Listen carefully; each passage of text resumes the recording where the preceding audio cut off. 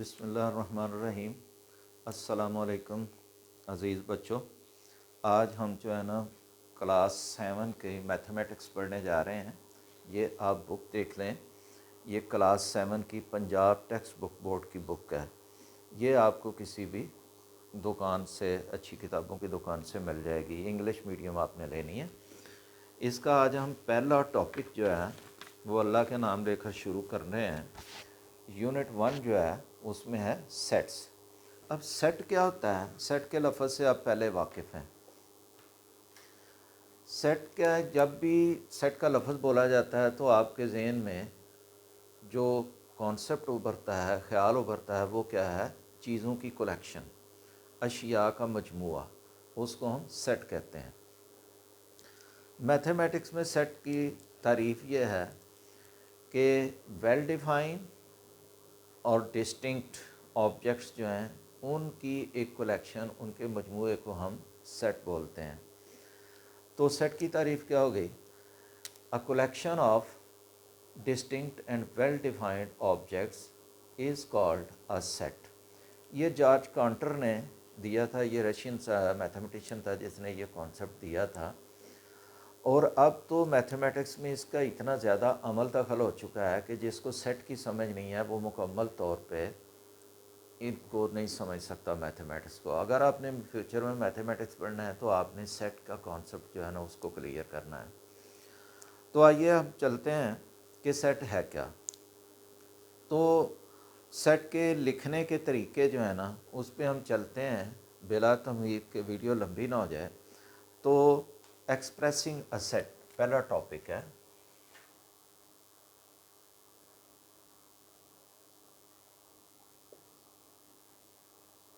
Set को express कैसे करना है, यानी इसको एक्सप्रेस मीन लिखना कैसे है। इसके लिखने के 3 तरीके जो है ना इसमें बयान किए गए हैं। तो पहले वाला तरीका जो है ना उसको हम कहते हैं डिस्क्रिप्टिव फॉर्म। पहला मेथड जो है डिस्क्रिप्टिव।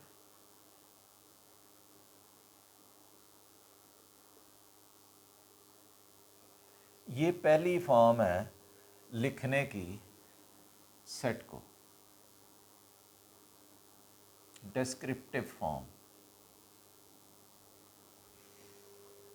डिस्क्रिप्टिव मीन डिस्क्राइब करने का तरीका, डिस्क्राइब करने का, बयान करने का तरीका। तो इसमें क्या होगा? एक बयान होगा, एक स्टेटमेंट होगी।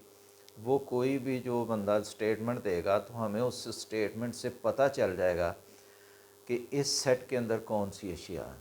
मसलन एक बंदा बोलता है जी डिनर सेट, तो आपको पता चल जाता है कि डिनर सेट के अंदर प्लेटें हैं, इसके अलावा चम्मच हैं और जितनी भी चीज़ें यूज़ हो सकती हैं कि डिनर के अंदर, ग्लास वगैरह। इसके अलावा अगर कोई बोलता है सेट ऑफ ज्योमेट्रिकल इंस्ट्रूमेंट्स, तो फिर आपका जहन वो प्लेटों की तरफ नहीं जाएगा। फिर आपके जहन में आएगा कि ज्योमेट्री बॉक्स के अंदर जो कंपास है, डिवाइडर है, सेट स्क्वायर है, स्केल है, प्रोटेक्टर है, ये सारी चीज़ें उसके अंदर मौजूद हैं।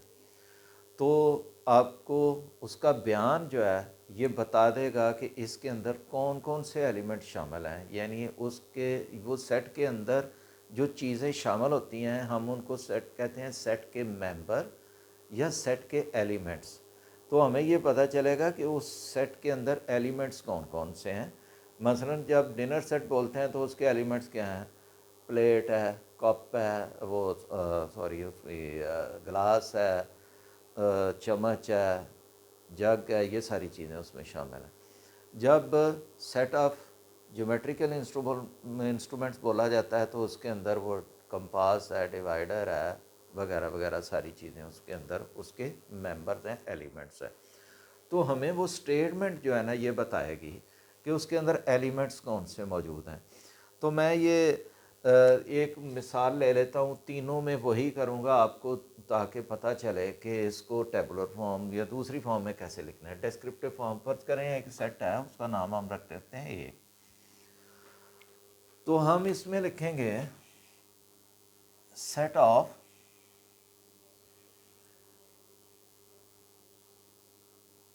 काउंटिंग नंबर्स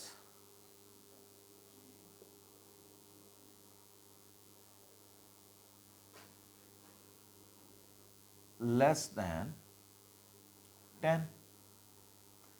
इन 10 से छोटे काउंटिंग नंबर, तो काउंटिंग नंबर कौन कौन से होते हैं? ये 1 2 3 4 5, ये गिनती वाले जो नंबर हैं।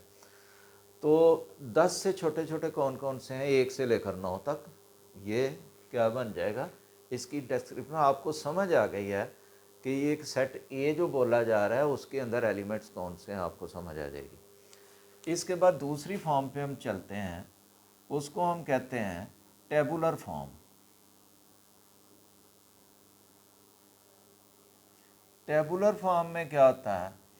ये एक ऐसी फॉर्म है कि जिसको हम बाकायदा एक सेट के तरीके से उसको लिखते हैं, यानी वो जो इसके अंदर मेंबर्स हैं उनके नाम इधर लिखे जाते हैं कि कौन कौन सी चीज़ है इसमें, सेट स्क्वायर है, स्केल है, कंपास है, कौन कौन सी चीज़, उनके नाम दर्ज कर दिया जाते हैं और हर एक को अलहदा कर दिया जाता है कॉमा की मदद से, और मखसूस एक ब्रैकेट है उसके अंदर उनको बंद कर दिया जाता है और लेफ़्ट साइड पे उस सेट का नाम लिखा जाता है और राइट साइड पे वो सेट लिखा जाता है और दरमियान में इक्वल का निशान।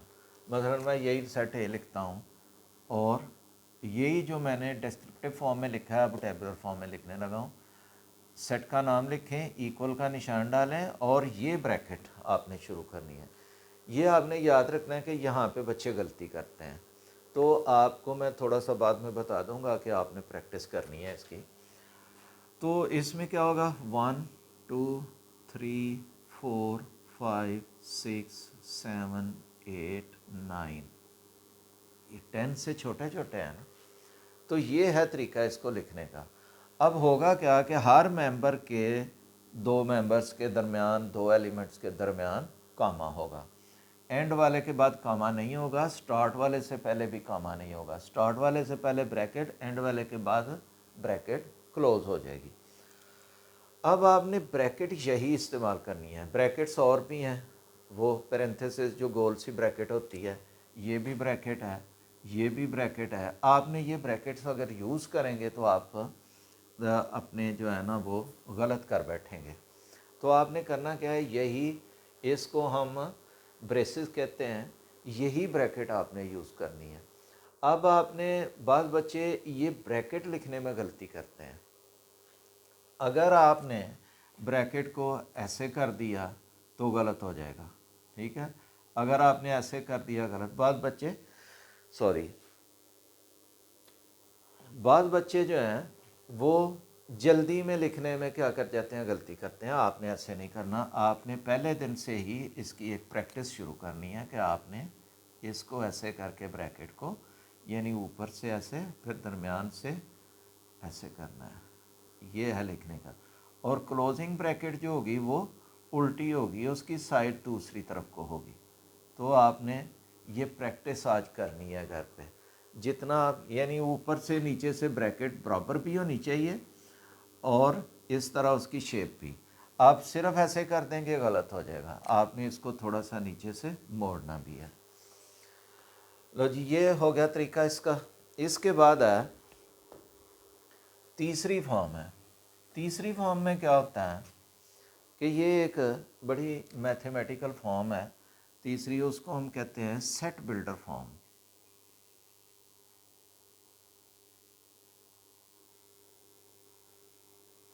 सेट बिल्डर फॉर्म जो होती है, इसके अंदर ये होता है कि हम कुछ मैथमेटिकल जो साइंस हैं, उनकी अलामात हैं, उनको हम यूज़ करते हैं। सिंबल्स हैं, मैथमेटिकल सिंबल्स को हम यूज़ करके हम इस्तेमाल करते हैं।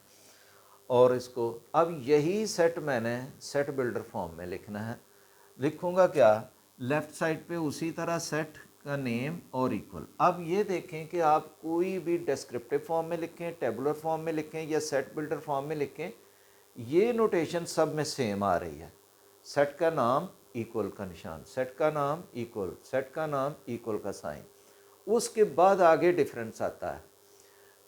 इसमें आप क्या लिखेंगे, आप इसको ब्रैकेट से ही शुरू करेंगे। ब्रैकेट से शुरू करने के बाद आप लिखेंगे x,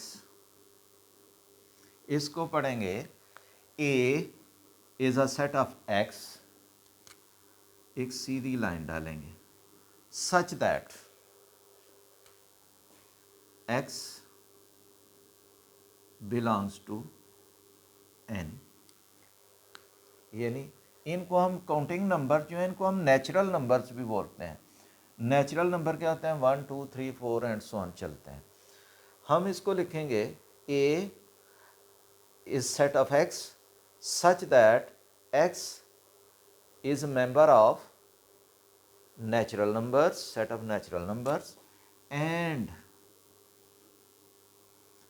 x is less than 10। ये देखें सारे मैथमेटिकल सिंबल्स हैं, इनको आपने क्या पढ़ना है, इसको हम पढ़ेंगे सच दैट, इसको पढ़े हम is an element of, is a member of, ठीक है, या बिलोंग्स टू, कोई भी आप इसके लिए यूज़ कर सकते हैं। ये जो होता है ना नाम का मलसा ए, यानी दरमियान वाला कट अगर डाल दें तो ए बन जाएगा। इसको हम पढ़ेंगे and x is less than 10। मतलब क्या है कि ऐसे x का सेट है जो कि रुकन हैं, मेंबर हैं नेचुरल नंबर्स से, और वो 10 से छोटे छोटे हैं, जितने भी 10 से छोटे छोटे हैं या 10 से छोटे छोटे हैं। ये है तरीका डिस्क्रिप्टिव, टेबुलर और सेट बिल्डर फॉर्म। अब इन्हीं चीज़ों को लेकर आगे हम चलते हैं, तो आगे हम करते हैं एक्सरसाइज। जब आप एक्सरसाइज करेंगे तो फिर आपकी ये प्रैक्टिस होगी कि आपके ज़हन शीन होगा कि ये इसका कैसे हमने लिखना है। जी पहला क्वेश्चन आपके सामने लिखा गया है, इसमें ये टेबुलर फॉर्म में है, हमने इसको लिखना है डिस्क्रिप्टिव फॉर्म में। यानी हम एक स्टेटमेंट देंगे जिससे पता चलेगा कि ये कौन सा सेट है। अब इनके आगे भी हम क्या करते हैं, एरो लगाते हैं और इनके जो आंसर बनते हैं वो आगे लिखते जाते हैं तरतीब के साथ। पहले वाला जो है ना ये सेट ऑफ वॉवल्स है, इसमें वॉवल हैं कि जो इंग्लिश अल्फ़ाबेट्स के अंदर वॉवल यूज़ होते हैं। तो हम लिखेंगे A is a set of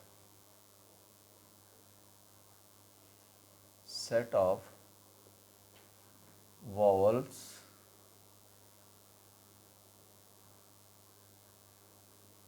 letters of English। English के जो वॉवल लेटर्स हैं उनका सेट है। इसके बाद आप ये 3 के जो मल्टीपल है ना उनका सेट है। 3 फिर 3 6 9 12 15 18 इस तरह ये आते जाएंगे, तो इनको हम कहते हैं multiples of 3।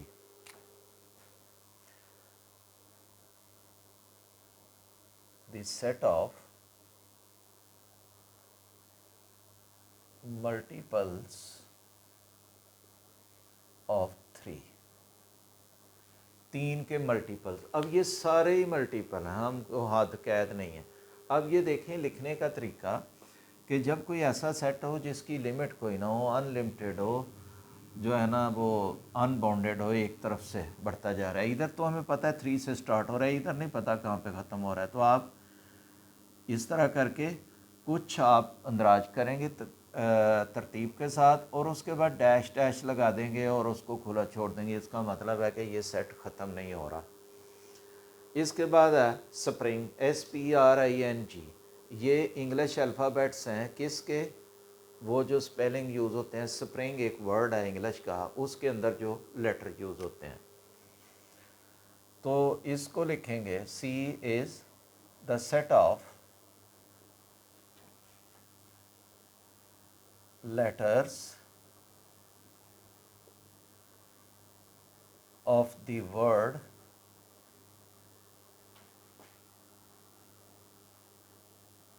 set of letters of the word spring। Spring एक वर्ड है, उसके अंदर जो लेटर यूज़ हुए हैं उनका एक सेट है। इसके बाद आप देखें ये इंग्लिश अल्फ़ाबेट्स सारे ही A to Z ABCD और Z तक। अब ये जो है ना, एक ऐसे भी आते हैं, कुछ सेट्स आते हैं जिनके अंदर काफ़ी तादाद होती है, हम सारे लिखने लगे तो हमारा पेज ही भर जाए। उसका लिखने का तरीका यह है कि स्टार्ट से 3-4 आप उसके एलिमेंट्स लिखें, उसके बाद डैश डैश डालें और डैश के बाद कॉमा डाल के एंड वाला एलिमेंट लिख दें, तो ये तरीका भी इस्तेमाल होता है। तो इसमें आप सेट डी लिखेंगे, the set of alphabets of English.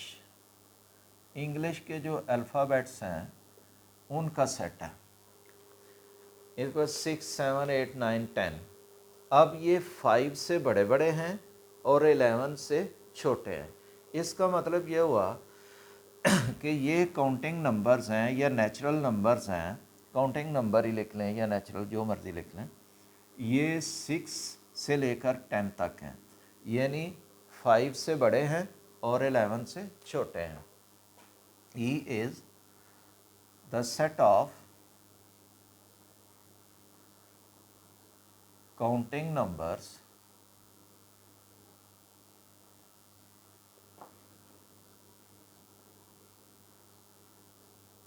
between 5 and 11, यानी 5 और 11 के दरमियान जितने काउंटिंग नंबर है वो इसमें शामिल है। इसके बाद आगे चलें जी। इनको हम बोलते हैं इंटीजर्स, जो नेगेटिव भी होते हैं पॉजिटिव भी होते हैं, तो इनको हम इंटीजर्स बोलते हैं। अब ये इंटीजर जो है ना, इसको लिखने से पहले मैं आपको समझा दूं कि इसका कॉन्सेप्ट क्या है। कॉन्सेप्ट इसका ये है कि आपने ये एक फिगर बनी देखी होगी, इसको हम कहते हैं नंबर लाइन। इसमें दरमियान में ज़ीरो होता है, ये 1, 2, 3, 4 एंड सो ऑन चलता जाता है। इधर -1, -2, -3 और -4 एंड सो ऑन, इधर भी चलते जाते हैं नंबर। और इधर को ये एरो हेड हमें ये शो कर रहा है कि ये नंबर चलते जा रहे हैं। एरो हमें ये शो करता है कि इसकी लेंथ जो है वो एंड नहीं हो रही, चलती जा रही है। अब आप देखें कि ये नंबर कौन से हैं। एक नंबर ये -2 है, ठीक है जी, और एक नंबर ये +2 है। अब इसमें देखें, ज़ीरो भी आ गया, +1 भी आ गया, -1 भी आ गया, +2 भी आ गया, -2 भी आ गया। ये प्लस माइनस जो लिखा होता है, 2 इधर से -2 इधर से, इसका मतलब है ये -3 एंड 3, इसके इन बिटवीन जितने भी इंटीजर्स हैं वो सारे इसमें शामिल हैं। तो आप लिखेंगे f is the set of integers between -3 and 3। -3 और 3 की अगर आप वो नंबर लाइन जहन में लाएंगे तो आपको समझ आ जाएगी। इसके बाद है सेट जी। जी सेट के अंदर क्या है जी, कि नेचुरल नंबर हैं जो 3 से छोटे हैं, वो कौन से आएंगे? The set of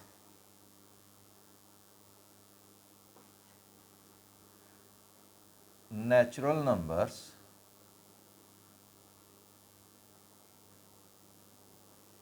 less than 3, less than 3 यानी 3 से छोटे नेचुरल नंबर कौन से हैं? वो दो ही आएंगे, 1 और 2। ठीक है जी।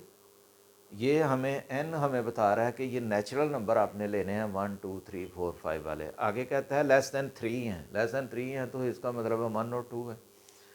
इसके बाद आगे h सेट है, ये भी सेट ऑफ नेचुरल नंबर है। The set of natural numbers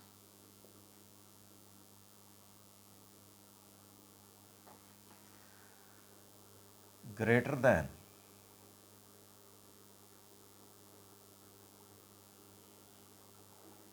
99, 99 से बड़े बड़े। जितने भी नेचुरल नंबर हैं वो क्या है, 100 है, 101 है, 102, 103 वगैरह वगैरह। तो ये आपका आज का लेक्चर इतना ही है कि आपने वो जो 3 आपके सामने जो है ना वो डेफिनेशंस हैं, डिस्क्रिप्टिव फॉर्म की, टेबुलर फॉर्म की और सेट बिल्डर फॉर्म की, वो डेफिनेशन आप याद करें और ये एक्सरसाइज का क्वेश्चन नंबर 1 आप सॉल्व करें।